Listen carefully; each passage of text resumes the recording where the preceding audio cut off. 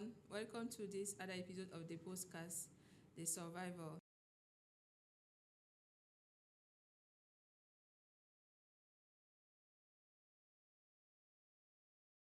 So today we are going to talk about healing the traumas that one person will go through in their life.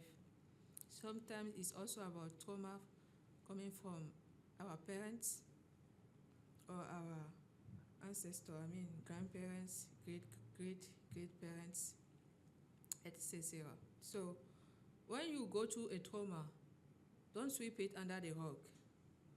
And it's not just about witchcraft, there is a lot of trauma. So a trauma is anything that you went through and you know that it has impacted you heavily, either psychological impact, emotional impact, or physical impact. So that is a trauma. So you need to heal from it. You need to heal from especially the psychological and emotional trauma. Because the psychological and emotional trauma is that type of trauma that has an influence on your soul, and it can be embedded on your genetics.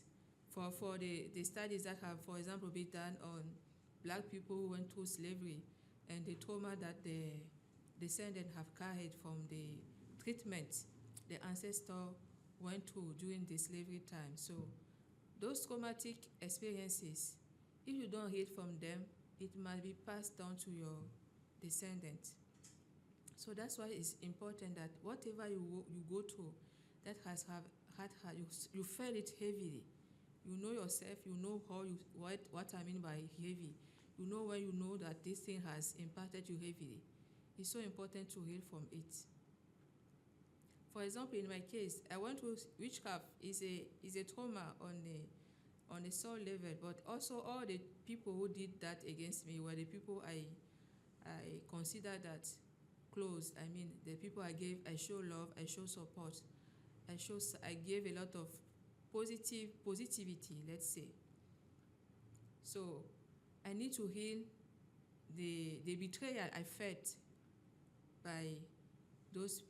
from those people. That's the betrayal. And so I need to heal the emotional damage caused by what they have done to me when what I did to them was just to show them love. I need to heal from it. And from the trauma coming from the witchcraft itself, the heaviness it had on my psychology, on the soul level. So it's a trauma. You went through it. It's heavy. The first thing is to accept it first. To accept that this thing has happened to you. And for example, in my case, all those things that were done against me, all those type of witchcraft, all those violation of my human rights, because I have been abused at various levels without limits. Like people didn't limit what they were doing. They did everything. God gave them the hand to see how far they can go, and they went very far and beyond. So the first step was for me to accept it and to quit the victim mentality. Yeah, you have to quit the victim mentality to own what has happened to you. And as a believer, I understand that whatever has happened to me is because God decided to let it happen for various reasons. He knows better. But in my case, for me, I see it as a test of God, from God. How do I react when people treat me so badly when I just show goodness to them? Do I become like them? Do I try to take revenge? Do I bring the same thing do I bring the same hatred on other people? Or do I surrender and give everything to God?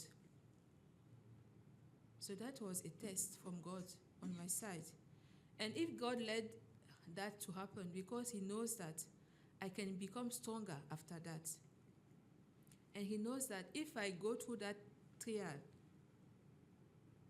with honor, with dignity, he will be able to reward me again, to give me more blessing. And as a believer, I know that. It's so that when you are going through the trauma and you see at How far people went just because they wanted you to be hurt. How far they went because they wanted you to feel pain. How far they went because they don't want you to be happy. The happiness that you were showing was bothering them.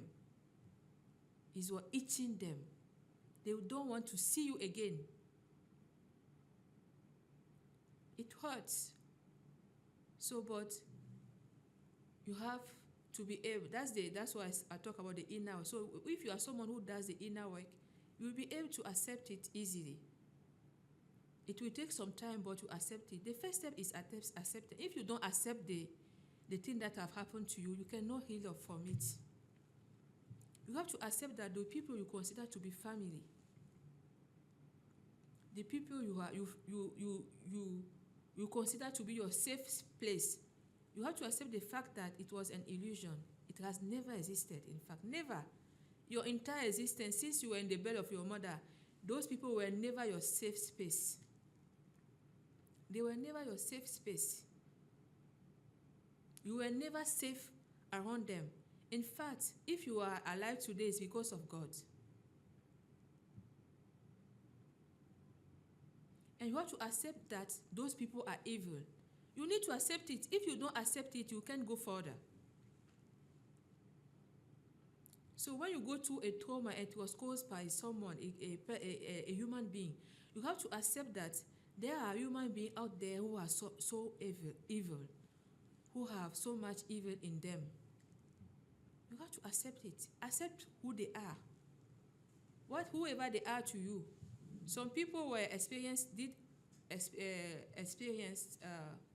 witchcraft from their own parents. Some people will tell you their story. When they tell you their story, I think you have it on the web here. I'm not like the only one telling you this story. Mine might have been like very expensive, like the type of thing I went through, and very broad and very wide. But many people also went through witchcraft from their family, from their friends, and sometimes from their own parents. So you have to accept that. You have to accept the fact that those people are evil. They are evil. They are what they show you to be. You need to accept it. It's very important.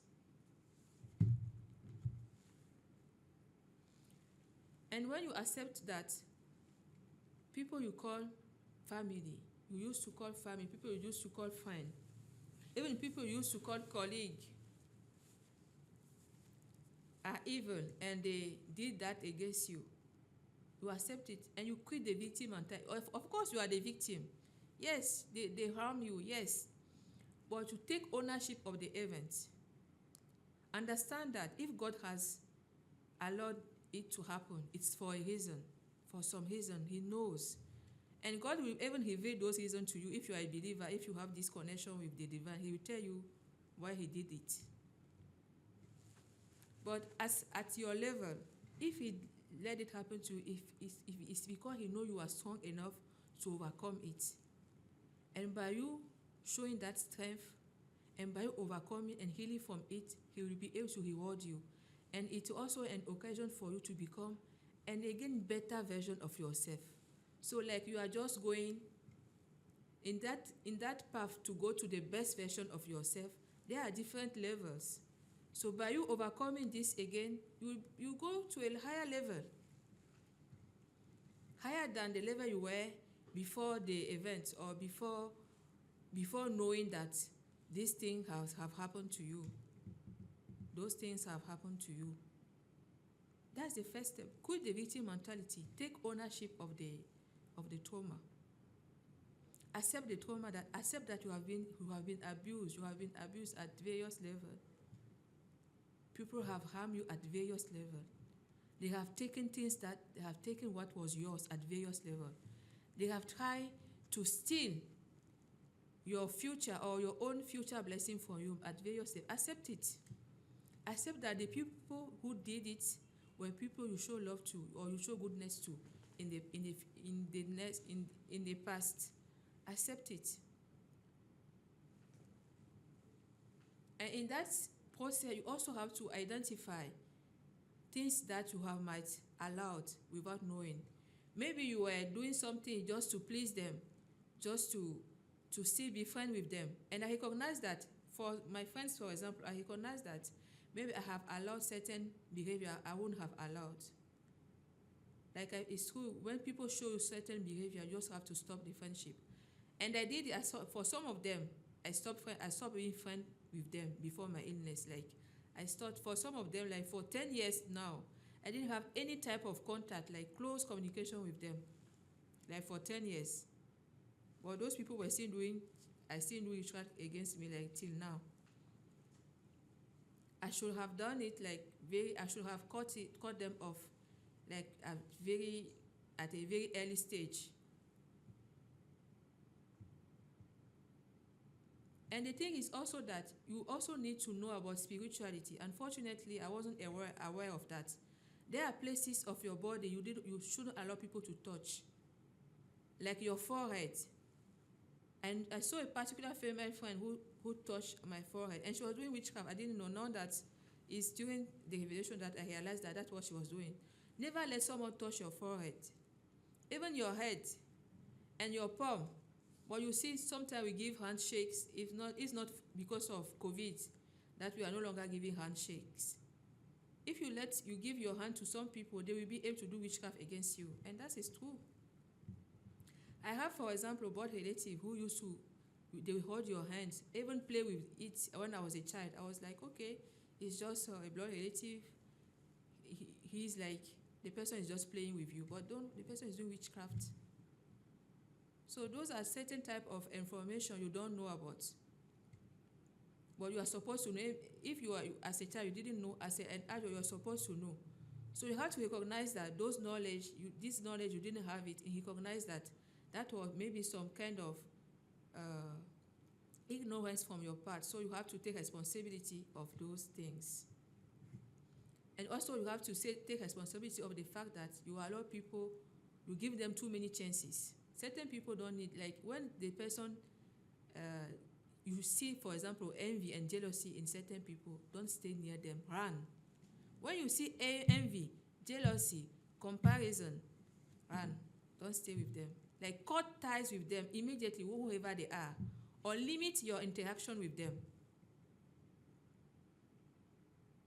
That's something I did I didn't do in the early stage with friend and relative. But I still did, even before my illness, with some relative, I started to notice I saw a heavy envy or a heavy jealousy. So I think we'll end here for today. We'll continue in the next episode. Thank you so much for watching this episode of the podcast, The Surviving Witches and Warlocks, Transcending Traumatic Experiences. See you in the next part of our episode on healing from past traumatic experiences.